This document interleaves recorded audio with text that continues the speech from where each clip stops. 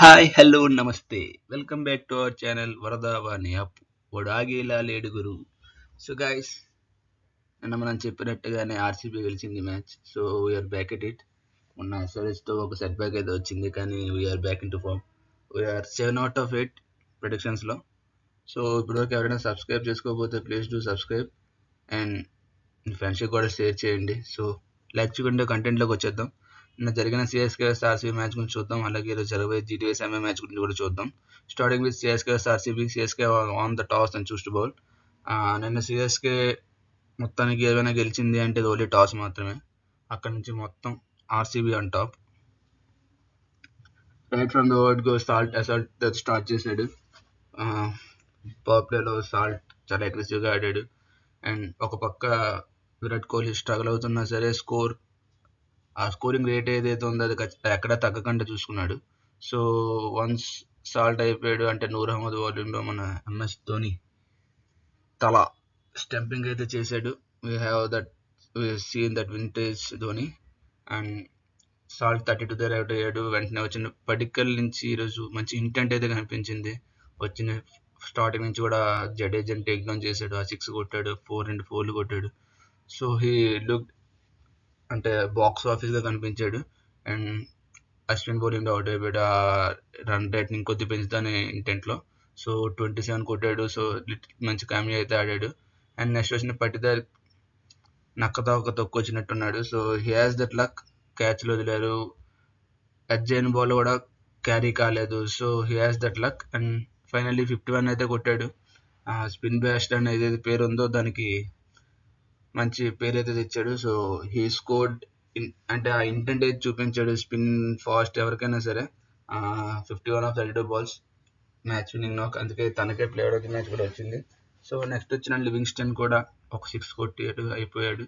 So Virat Kohli just 30 balls 31 అయితే కొట్టాడు. లాస్ట్లో 6 4 కొట్టి ఆ బాల్స్ అనేది కవర్ చేశాడు. So that is what about Livingstone and Kohli. And next వచ్చిన జితేష్ శర్మ నుంచి 6 4 చూసాం. జితేష్ శర్మ కొట్టిన 6 ఏదైతే ఉందో కవర్స్ మీద నుంచి, that is the shot of the day ఖచ్చితంగా. సో జితేష్ శర్మ కూడా ఒక 6 4 కొట్టి అయిపోయాడు. నెక్స్ట్ వచ్చిన టిమ్ డేవిడ్ ఫస్ట్ బాల్ 4తో స్టార్ట్ చేశాడు. లాస్ట్ ఓవర్లో శామ్ కరణ్కి 3 6తో మ్యాచ్ అయితే ఫినిష్ చేశాడు. 180 185 దగ్గర అవుతున్న స్కోర్ని 196 వరకు తీసుకెళ్ళాడు. సో ఆర్సీబీ ఫస్ట్ బ్యాటింగ్ చేసి 196 అయితే స్కోర్ చేశారు. Which is never easy. అంటే ఆ చెప్పక్ పిచ్ మీద 190 180 ఈజ్ నెవర్ ఈజీ. సో అది జనరల్గా 160 165 టైప్ ఆఫ్ వికెట్. కానీ వీళ్ళు చూపించిన అగ్రెసివ్ ఇంటెంట్ వల్ల అండ్ దానికి తోడు సిఎస్కే ఫీల్డింగ్లో కూడా చాలా తప్పులు అయితే చేశారు. సో దానివల్ల వాళ్ళకి 196 స్కోర్ అయితే వచ్చింది. సో చేసింగ్ దట్ సిఎస్కేకి ఎక్కడ మొమెంటం అయితే రాలేదు. స్టార్టింగ్ నుంచి భువనేశ్వర్ కుమార్ అండ్ హెజల్వుడ్ చాలా మంచి లైన్ అండ్ లెంత్ అయితే బౌలింగ్ చేశారు. హెజల్వుడ్ యాజ్ యూజువల్గా పవర్ ప్లేలో 2 వికెట్లు తీశాడు. దాంట్లో మెయిన్ కీలకమైన వికెట్ ఏదంటే గైక్వాడ్. నువ్వు ఎప్పుడైతే గైక్వాడ్ వికెట్ 190 చేజ్లో అయిపోయింది, ఇంకా అక్కడే సగం మ్యాచ్ చచ్చిపోయినట్టు. అంటే 70 to 80% ఆఫ్ మ్యాచ్ గైక్వాడ్తో పాటే అయిపోయింది. So that is what about Hazlewood opening spell. అంటే భువనేశ్వర్ కుమార్ కూడా దీపక్ కూడా వికెట్ తీశాడు. సో పవర్ ప్లేలో జస్ట్ 30 రన్స్ స్కోర్ చేశారు. 3 వికెట్స్ పడిపోయాయి. So innings never look settled. అంటే ఎక్కడ ముందుకెళ్ళేటట్టు ఎక్కడ కనిపించలేదు.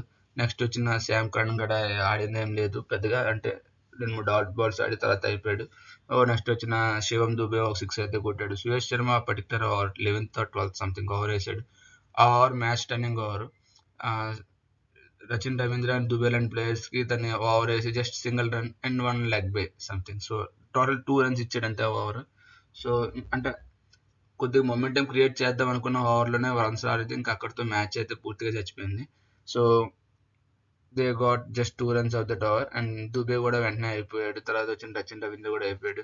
తర్వాత అదే ఓవర్లో మన ఎస్డేఎల్ ఒకే ఓవర్లో 2 వికెట్లు అయితే తీసుకున్నాడు. సో మంచి స్పెల్ అయితే వేసాడు ఆ మిడిల్ ఓవర్స్లో.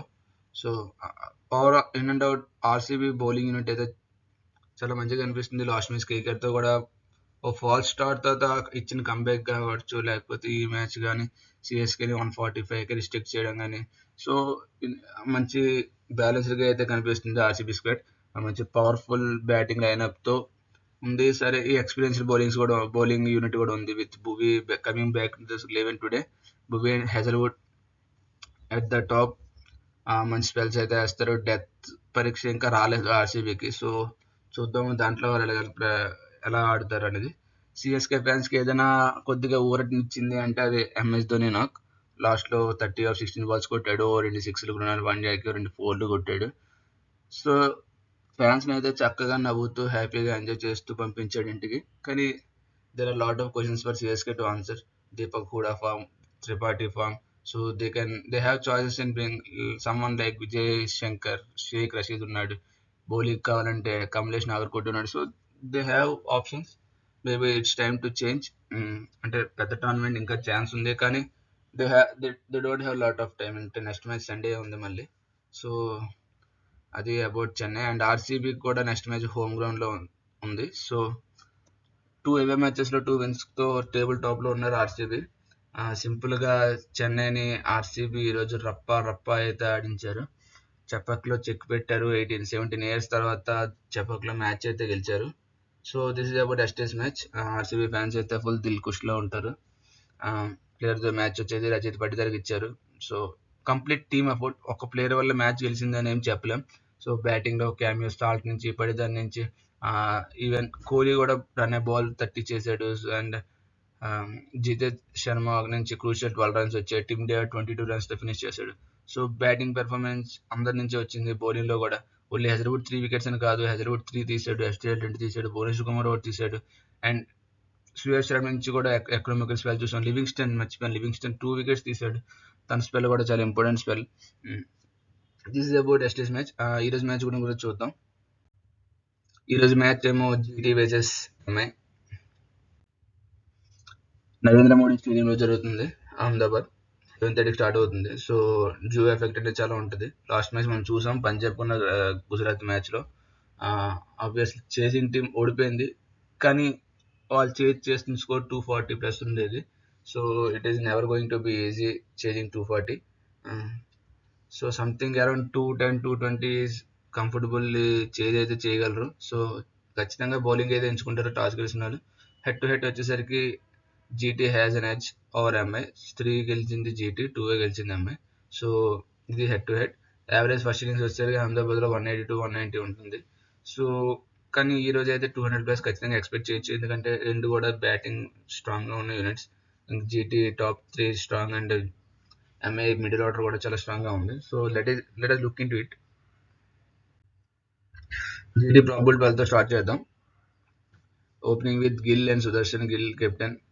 వీళ్ళు మొన్న ఆడిన టీంతో నాకు తెలిసిన వరకు ఎటువంటి చేంజెస్ అయితే చేయరు. Maybe in place of Harshad Khan they could look in to Washington Sundar. అదొక చేంజ్ చేస్తూ చేయొచ్చు, లేకపోతే దే కడ్ అంటే ఇంకో ఛాన్స్ ఇవ్వచ్చు హర్షద్ ఖాన్కి. అండ్ రూదర్ ఫోర్డ్ బదులు ఫిలిప్స్ని కూడా కన్సిడర్ చేయొచ్చు, కానీ ఒక్క మ్యాచ్కి రూదర్ ఫోర్డ్ తీస్తారా అంటే ఐ డోంట్ నో, తీరనుకుంటా. So this is about probable 12 of Gujarat. ఇందులో ప్లేయర్ టు వాచర్ ఫర్ చూద్దాం. Player to watcher for definitely Gill. Last match కూడా మంచి ఇంపాక్ట్ఫుల్ మార్క్ అయితే ఆడాడు. 16 overs 33 కొట్టాడు. సో ఫాస్ట్గా అయిపోయాడు. సో ఈసారి అది అలా కాకుండా చూసుకుంటాడు మేబీ. గిల్ ఎంతసేపు ఆడితే జీటీకి అంత మంచి ఛాన్స్ ఉంటుంది గెలడానికి. So this is about GT 11. MI చూద్దాం. ఎంఐ 12 వచ్చేసరికి ఈరోజు హార్దిక్ పాండ్యా బ్యాన్ నుంచి తిరిగి వస్తున్నాడు. So he will be right in to the 11. I think he will be in place of Robin Mins. And top 5 same ఉంటారు. Rohit Sharma, Rickelton, Will Jacks, Suryakumar and Tilak. MI fans అందరూ రోహిత్ శర్మ అయితే ఫామ్లోకి రావాలని కోరుకుంటారు. సో ఈ బ్యాటింగ్ అయితే చాలా విభత్సంగా కనిపిస్తుంది. రోహిత్ శర్మ ఫామ్లోకి వస్తే నికల్టన్ ఫామ్లో ఉన్నాడు already. Will Jacks power packed innings ఆడాడు లాస్ట్ టైం కూడా అహ్మదాబాద్లో ఆడినప్పుడు. So he has that experience. Suryakumar, Tilak Varma, Hardik Pandya మంచి ఫినిషింగ్ అయితే ఇవ్వగలరు. Naman Dhir and finishing option.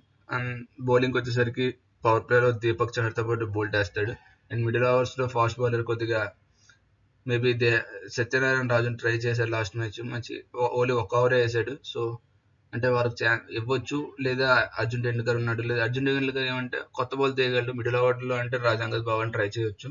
So ఒక్క బౌలింగ్ స్పాట్లో దే హ్యావ్ ఎ చాయిస్, అంటే ఆప్షన్స్ ఉన్నాయి. ఇంకోటి విఘ్నేష్ పుత్తూర్ లాస్ట్ మ్యాచ్ మంచి పర్ఫార్మెన్స్ ఇచ్చాడు. So they will continue him. This is about probable 12 of Mumbai. And player to watch out for is definitely it will be Suryakumar Yadav. Last match కూడా just 29 రన్సే కొట్టాడు. And అది కొద్దిగా చపక్ pitch, ball turn అవుతుంది. So కొద్దిగా fresh వికెట్కి వస్తాడు. అహ్మదాబాద్లో batting కొద్దిగా అనుకూలిస్తుంది. So Suryakumar Yadav ఫామ్లో అయితే తిరిగి రావాలి. So it will be huge match for Suryakumar Yadav. So I'm going with Suryakumar as the player to watch out for from Mumbai. And impactful battles చూద్దాం. బ్యాటిల్స్ వచ్చేసరికి it's Boult versus Gill. Definitely ఆ పవర్ ప్లేలో బోల్ట్ ఫస్ట్ ఓవర్స్లో wickets తీస్తూ ఉంటాడు, తనకు అది అలవాటు. సో గిల్ బోల్ట్ని ఎలా ఎదుర్కొంటాడు అనేది ఖచ్చితమైన చూడాల్సిన contest. And another contest is Rabada and Siraj versus Rohit Sharma. మనకు తెలుసు రబాడా, రోహిత్ శర్మ చాలా మంచి బ్యాటిల్ అయితే ఉంటుంది. రబాడా హయామ్ యాక్షన్తో మంచి బౌన్స్ అయితే వస్తుంది. ఆ రెండు పక్కల బాల్ కూడా స్వింగ్ చేస్తాడు. అండ్ సిరాజ్ కూడా ఇంటెంట్తో వేస్తాడు, అగ్రెషన్ చూపిస్తాడు బౌలింగ్లో. So Rohit Sharma is not in great forms. తను ఎలా కంబ్యాక్ చేస్తాడని చూడాలి. So Rohit Sharma against Rabada and Siraj is a battle to watch out for. And Gill versus Boult and Deepak Chahar is also battle to watch out for. So prediction చూద్దాం. So ఇప్పటివరకు మన predictions అయితే 7/8 ఉన్నాయి. So let us keep it that way. ఈరోజు కూడా chasing team గెలిచే chances ఎక్కువ ఉన్నాయి. అండ్ జీటీ, ఎంఐ రెండు టీంలో చూసుకుంటే రెండు టీమ్స్ కూడా స్ట్రాంగ్గానే ఉన్నాయి. బట్ ఎంఐ బౌలింగ్ అయితే కొద్దిగా వీక్గా కనిపిస్తుంది. అంటే ఓన్లీ పవర్ ప్లేలో దీపక్ చహర్ అండ్ బోల్ట్ అయిపోతే మిడిల్ ఓవర్ నుంచి డెత్ వరకు వాళ్ళకి అంత పర్ఫెక్ట్ బౌలింగ్ అయితే కనిపించట్లేదు. మేబీ హార్దిక్ పాండ్యా వచ్చాడు, మిడిల్ ఓవర్ అండ్ డెత్లో వేయగలడు. బట్ ఎనీవేస్ ఈ రోజు మ్యాచ్ అయితే నేను జీటీ గెలుస్తుంది అనుకుంటున్నా. So I'm going with GT. అదే సో ఇప్పటివరకు కానీ వీడియో ఎవరైనా చూసుంటే సబ్స్క్రైబ్ చేయండి. మీరు ఎవరు గెలుస్తారు అనుకుంటున్నారో కామెంట్ చేయండి, మీ ఫ్రెండ్స్కి షేర్ చేయండి, అలాగే లైక్ కూడా చేయండి. సో థ్యాంక్ యూ ఫ్రమ్ వరదాబాని అప్పు. Thank you guys.